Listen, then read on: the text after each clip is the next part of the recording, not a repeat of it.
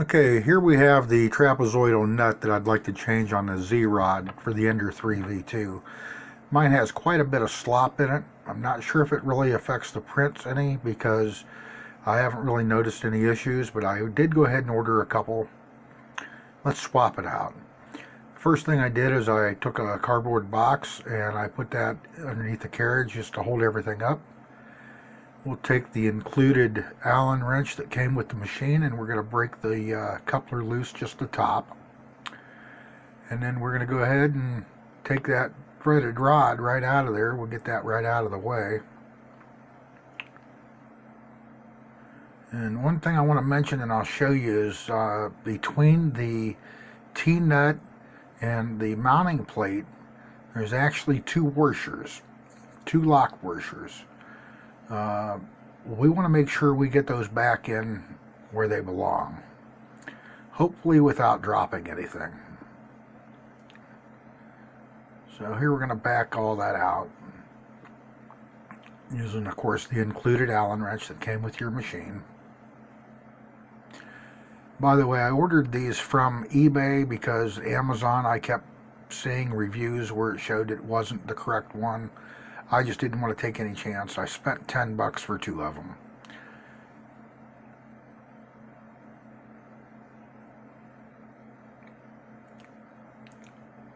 And of course I thought I could back that darn screw out by hand, but it's so darn small, and we'll get the Allen wrench back in there and back that out.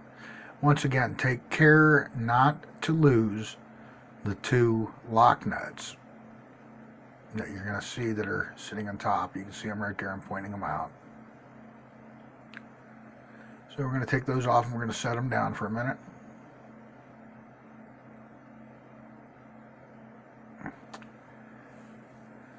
And we're going to grab our new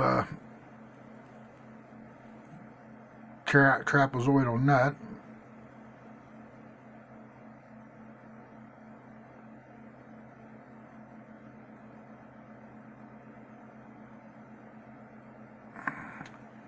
And we're going to set those darn lock nuts. They're kind of fun to do. I don't know, maybe you could use a little bit of fingernail polish to hold them in place. Anyways, we're going to go ahead and try to get this up here. I'm going to line those up a little bit with my Allen wrench just to try to get the screws in and kind of line it up just a little bit.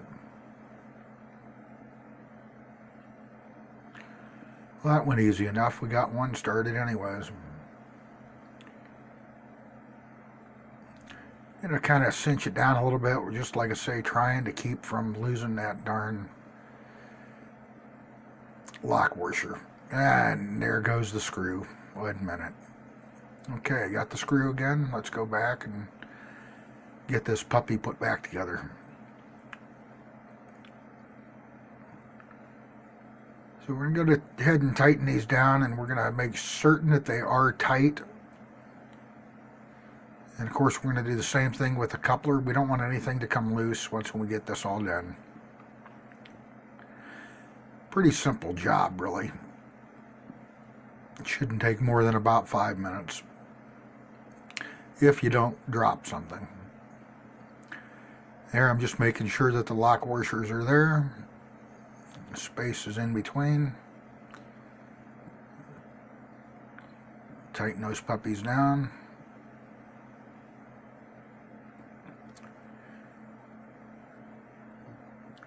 Thread our rod back in.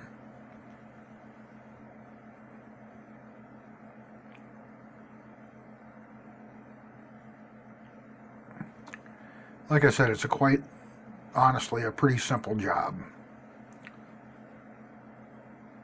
Get rid of our box. We'll let that drop down into the coupler good. And then we're going to tighten everything up. Make sure it's good and tight. Don't forget to make sure it's all good and tight.